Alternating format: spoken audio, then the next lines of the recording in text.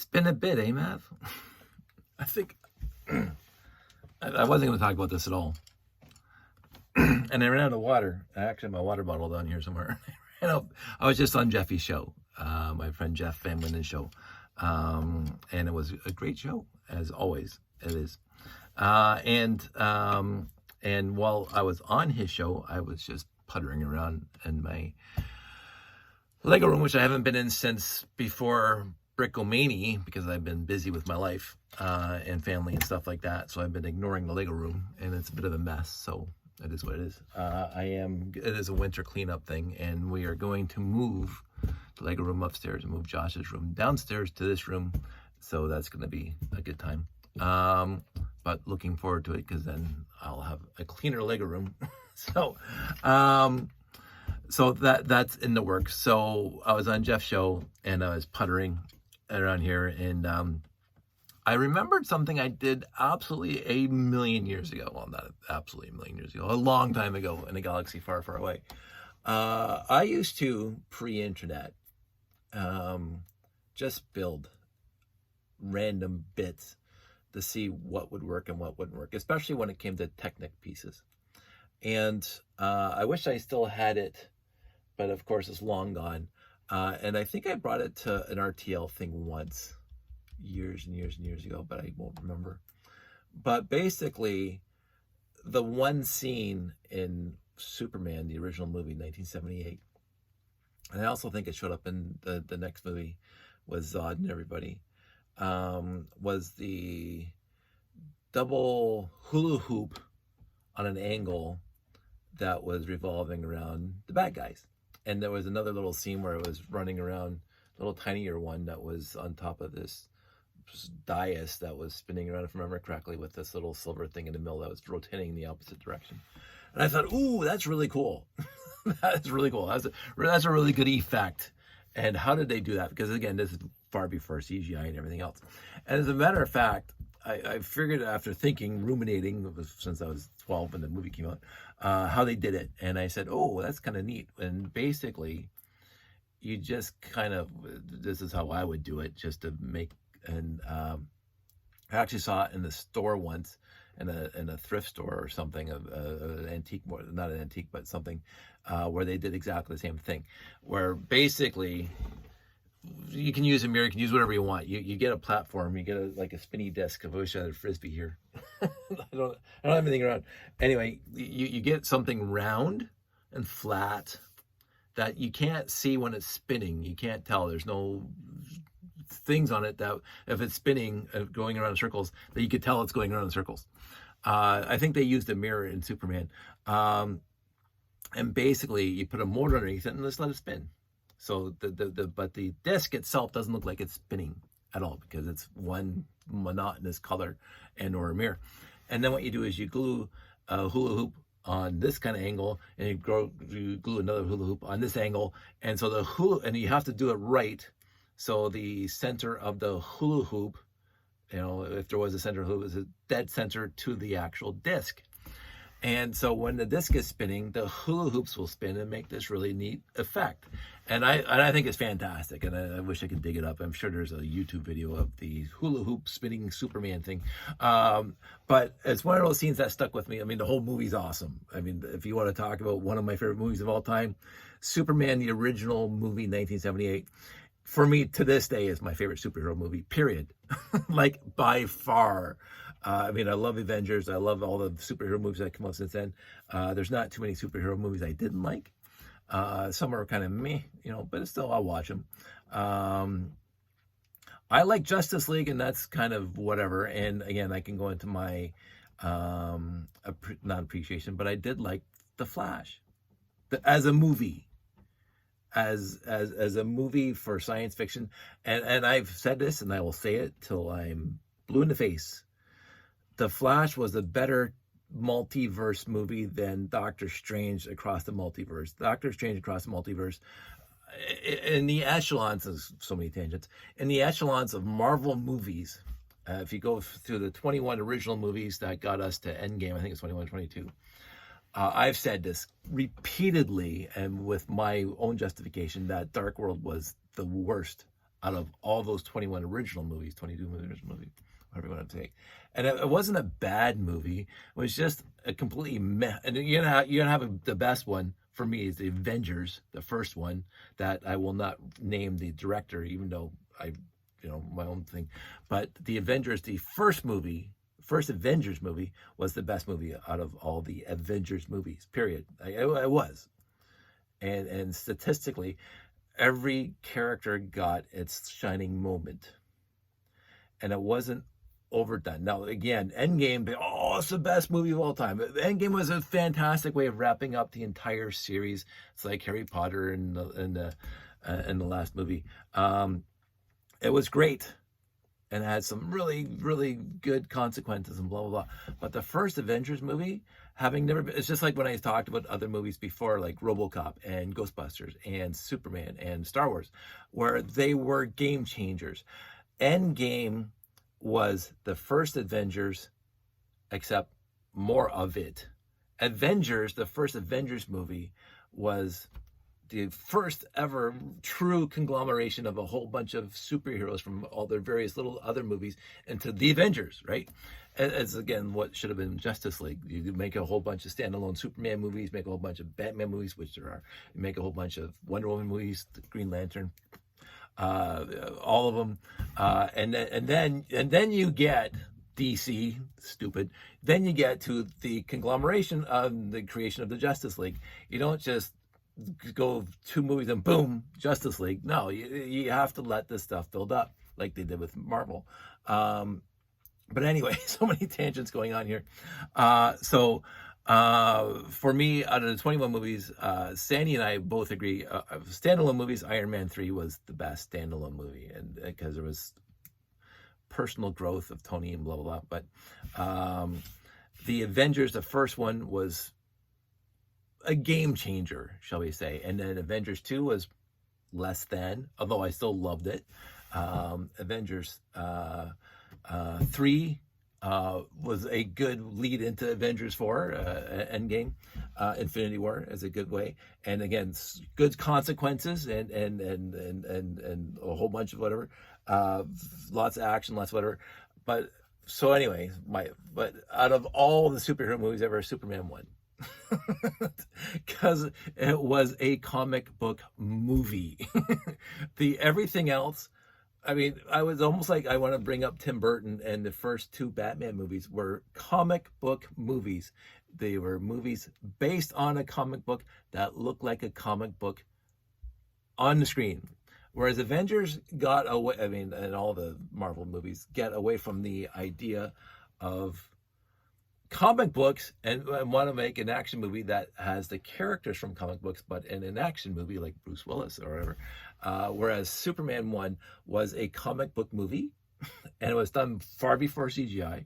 It was done so wonderfully with the practical effects that they could make, that you wonder when you're a 10-year-old or 12-year-old kid watching this, how did they do that? There's one scene, forget the spinny disc theme. There's one scene where Clark has the date with Lois, and he's going to come to the door, knock on the door, but of course Lois is off flying with Superman.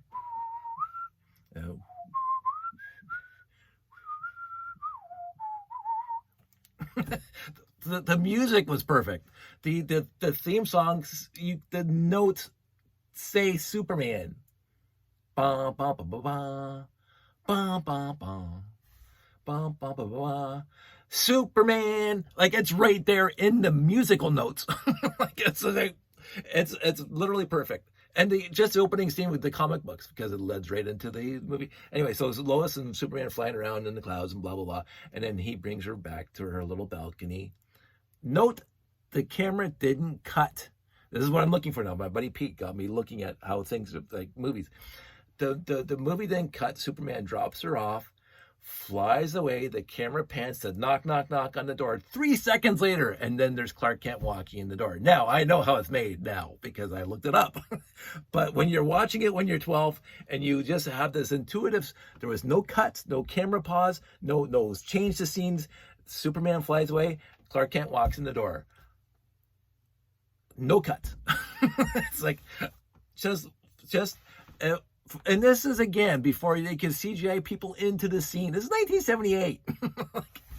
I adore that movie, and I love Smallville. I thought it was a great show. I love Lois and Clark. I thought it was a great show. I love Superman and Lois. It's one of my favorite series of all. It's fantastic. And what's it, Tyler, who plays Superman now? Fantastic. And then what's his name? I just get tired. I'm never forgetting his name. The guy who's played Man of Steel and Superman in Justice League. Fantastic as a Superman and Clark Kent. The only person who ever nailed both parts fantastically is Christopher Reeve. Like, Brandon Routh made a good Clark Kent. He didn't impress me 100% as Superman. Now, I love Brandon Routh, and I love Superman Returns. It's a great movie. I can go into that for a very, very long time. Superman Returns, for what it was, is a great movie. I was not disappointed by it at all. People, he's too whiny. Go screw yourself. Like, the movies change with the times. But Clark Kent, Superman, played to perfection by Christopher Reeve. For a guy who's 6'4", he managed to look small, weak, and timid as Clark Kent. Whereas Henry Cavill shows up in Superman, he's big, and even when he plays Clark Kent, he's big. That's right. So it's like he doesn't. And whereas what's his name in Lois and Clark, or I mean Superman and Lois, he plays a really good Clark Kent, but he's small Superman. For me, like, I love him as Superman. Like, don't get me wrong, it's one of my favorite series ever right now is Lois and, Superman and Lois. I can't wait for the next season. The stories are good, whatever. But Christopher Reeve, again, childhood, nostalgic has a huge thing to play in my appreciation of Superman, and by far my favorite superhero of all time, just by the comic books. When I grew up on the comic books, I was a DC man to begin with as a little kid. Wonder Woman, Batman, and Superman, best superheroes in it because of childhood, so nostalgia, absolutely. And this is how I can't really completely understand, because Marvel was that poor little cousin of just throw stuff against the wall and see what happens, right? Stan Lee, love him dearly. But Marvel, hey, we're gonna have these guys do this, and we're gonna have those guys do that. We're gonna have all these, whatever. I couldn't take it seriously growing up as a kid. Oh, we're gonna be edgy. I wasn't interested in edgy back then. I wasn't interested. I'm a kid. I want a comic book story. And so I had friends, love the Punisher, love Wolverine, love all this stuff. Yeah, you go love Marvel all you want. I'm gonna read a real comic book superhero, Superman. I'm gonna read Batman. I'm gonna read Wonder Woman, and the Justice League, which is the cartoon we had when we were kids. It's stupid now. This is really bad, but I'm really rambling now.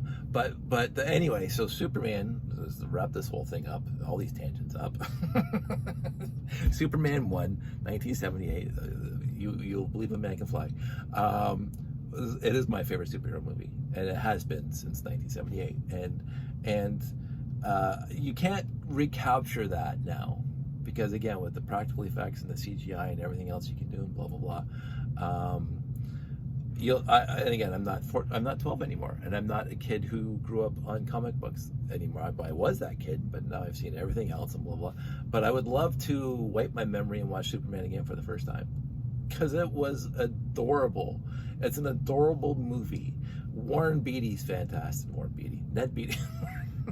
Tired again.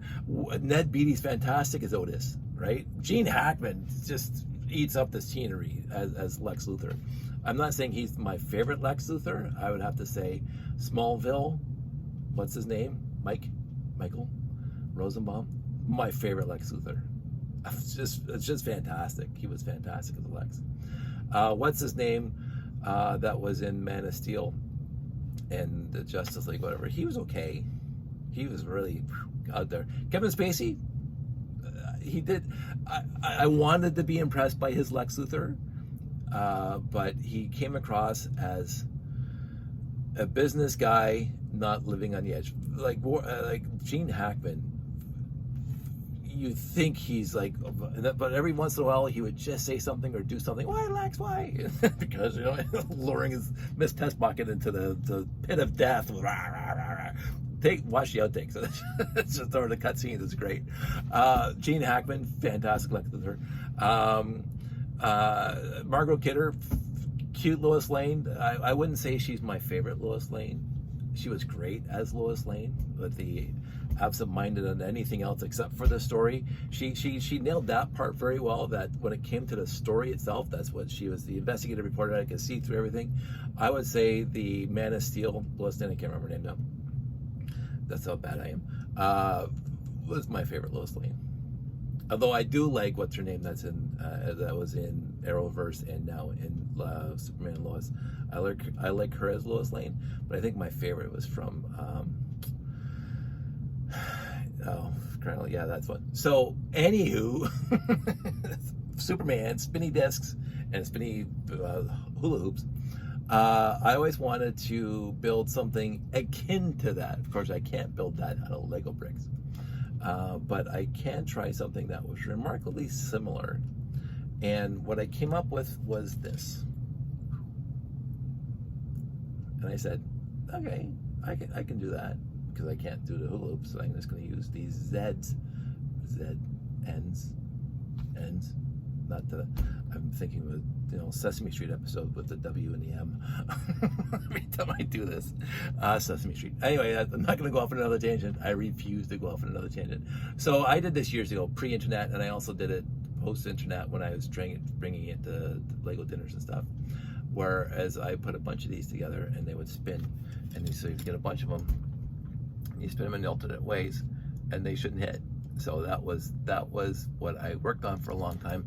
And of course, I didn't do it with studless beams back in the day, because I didn't have any studless beams back in the day, and I didn't have these nice little pieces either. I had those ones that came in, they had all the teeth on them, which I have up there, and most of them are broken now. So, but I did this. This one is just, this is a 4. This is what is this one? A 6, and a 1. You don't have to do that. You can just go like this, and it'll do exactly the same thing, except it doesn't look nearly as cool. You can just do that. So it's just half, I put the extra 8 in there, the 8 axle in there. I tried other sizes, but if this is a 4, this is an 8. So this is twice. So when you actually rotate it, this thing stays exactly dead center. And you can put another 4 on top. And I did this once where I had on top, I had a whole other bunch of bricks, Technic bricks. And then I had the axle come out the top. Because if you do this, let me just see if I can show you this. Like that. So if I zoom out, so you can we'll just do this really quick. So if you rotate the bottom, the top will stay exactly where it's supposed to, in the same plane as the bottom. So you can do that, which is fun. So anyway, then I had to work out how to put a bunch of them together to spin and not interfere with one another whilst they were spinning. And I tried a variety of things, but I ended up settling on just a 24 tooth gear. And so you have a whole bunch of 24 tooth gears. Now these parts are not filled in. That's what these guys are for. But right now I don't have any other place to hold it because I just built this. So I left those off. So you got all these 24 tooth gears. And so when you spin one, they all spin. And of course, every alternate one spins in the alternate direction. So if this one's going left, this one's going right. And it goes so on and so on and so on. Now, what you have to do is you have to make sure that when they are 90 degrees, so this one's 90 degrees, that this one's 90 degrees this way, and then 90 degrees up this way. And then you transfer that to the top where you have all these little Z's or N's or whatever. And what I do, and I even started doing this back then, when these pieces started coming out, is I would put, most of it is black, because that's the amount of pieces I had, and black axles is all there was back then. But I would put some alternate colors in there so you could see it spinning easier. So now you have this, and then you turn it, and they all do not interfere with one another. So this isn't the spinny discs that was in Superman, but this is my homage to the spinny discs in Superman. And I had this motorized once, and I brought it to a show. I think it was one of the hobby shows years and years ago, where you press the button and this thing would spin for a few minutes. And then you go at the top, like that. You look at the sides, side to side. And so you can say right there, they're all in line with one another basically, right? And then you go like that, and you watch, I'll just go very, very slowly. So each one goes in the exact opposite direction as the one beside it. And yet they do not interfere. And you can make this zigzags as high as you want, but then it gets stupid. So, but I was starting to build this on Jeffy's show. I decided to finish building it tonight and make a video about it because it's been a long time since I made a video, because I haven't been down here for over a week now, almost a week and a half. And when I was on Jeff's show, I don't know why I was inspired to build this, but I was absolutely inspired to build this. And so I'm just going to keep on giving you different angles on it. It does look cool. One of my original ideas was I was going to put this in the layout somehow as like maybe radar or a message intercept base or something like that, and the people would press the button and this thing would spin around like this. Probably not. But that wasn't originally. And this is the first time I did it using studless beams. Because if you're using bricks, you have to offset the bricks in order for the 24 tooth gears to interface across bricks. Around the length of one brick is fine, but as soon as you put the next beam in here, you have to separate it by 4 plates, right? Not 5 plates. So and therefore the gears be like 1 plate off or 1 stud off, and then so it'll be on an angle. Also look cool. I'm gonna say that it did look cool, and so the base would be like a diamond shape instead of like a nice square like this is. And you can see.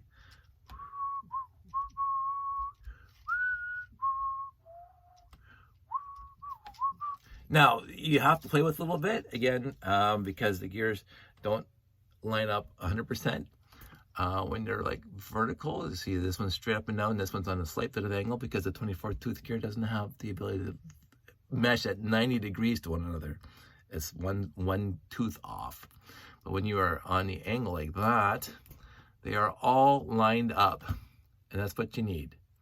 And when they're all lined up, you have to make sure the top, that every other one's going that way and one's going this way.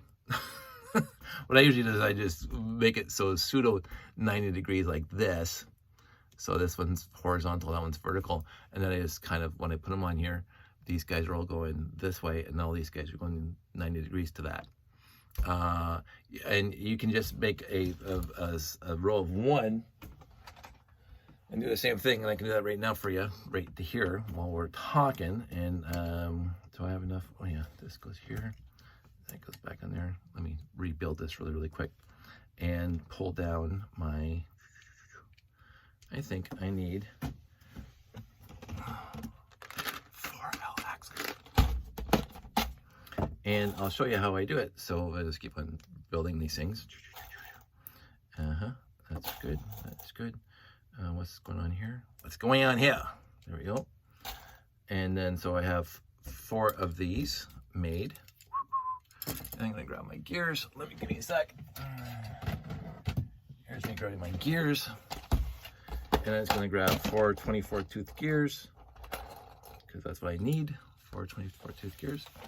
And then what you do is that you put 1 there, and then you separate it by 2 holes, obviously, because that's where the 24 tooth gears. We'll just do 2 right now to start. And then what I always try to do is I try to get this line to go in the same direction as this piece. So this line here is parallel instead of perpendicular, because that just makes my life easier. And put the rest of it together. And then you put this one on, and then, well, this is one. There we go. And then I'll do this while I'm looking at the camera. Let's get rid of that tooth gear because that's old school. And I'm just gonna put one of these on for now. Put this back together. Sorry, I wasn't prepared to do this one. So anyway, so we'll put this guy on, and then put this guy there. Did I do that right? No, this guy's wrong. There we go. As they say, it has to be parallel. So if this guy's, for crying out loud, show ready. I'm a professional. So I need to turn this guy 90 degrees and pull him down and push it through. And then you have 2, right? And that's it. And you just keep on building from there. And so when they look like they should be hitting one another, and they never, ever, ever do. So it's a fun little thing. And what I've never tried, I don't remember trying this, but if you put like a 3L axle here and a 6L axle here and a 3L, that would probably work too, right? I tried other angles down here. So this is a 135 or 45, whatever, however you want to say it, 135, and this is a 90. I didn't try it with the other angles to see if they would interfere. I've always like a, woodworker, so 45-degree angles is better for me than any other odd angles, like 60 degrees or whatever. But you guys can run with it, and then you can see the tops don't move at all. They just spin. They're exactly the same spot as they spin around. So it's a fun little thing. Especially when you get it motorized and then you walk away and just watch it spin at a show. People are mesmerized by it,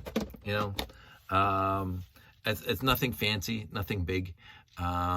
Just I find it to be a lot of fun to think about. And as I say, this was 100% inspired by Superman, the movie, which I did talk about far too much. But anyway, I wanted to talk about that. And thanks, Jeffy, for giving me the time on his show. See, they're all there, and then they go, they're all there, and then they go, they're all there. As you look at it from this side, they go diamond, and then straight, and then diamond. But you look at this side, and then they're straight all the way around. But you can't tell by looking at it dead on like this, that one is swinging this way, and the other ones are swinging this way, because you can't see that here. Just do a little dance. I think it's just awesome. I mean, it is such a stupid little thing. It's such a, honest to goodness, such a stupid little thing, but it's fun to watch. And when I'm at a show, especially when we used to do robot competitions and the hobby show competitions, somebody would bring some little gizmo like this that wasn't fancy, but just did something a little bit interesting. And that's what this is. This is just a little bit interesting. Something that, how did they do that? Why isn't that? Why aren't those pieces hitting one another? And look at the different angles and how odd it looks on the different angles, especially when you got the white center, right? That's why I put it there. So, anywho, my first video back from Brickomania. I know it's long and boring, and I do apologize for that.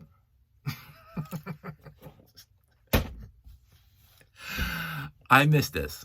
I'm going to say, this is going to be uploaded, so you won't get it till tomorrow on Thursday.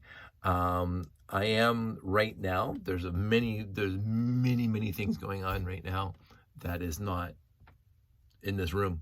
And so I am focusing on that for a little tiny bit. So if the updates aren't as frequent as they once were, where you got the entire week full of videos or sometimes multiple videos, I'm going to apologize in advance, but that's the way it is. And again, this is free.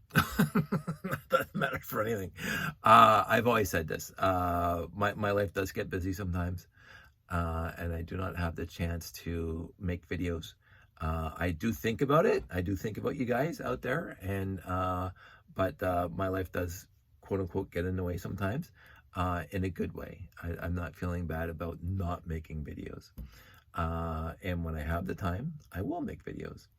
And every once in a while, you'll go talk about Superman for half an hour. So anyway, that's it. That's all. I want everybody out there to stay safe. I miss talking to you guys. I hope everybody's doing well. And I will talk to you soon.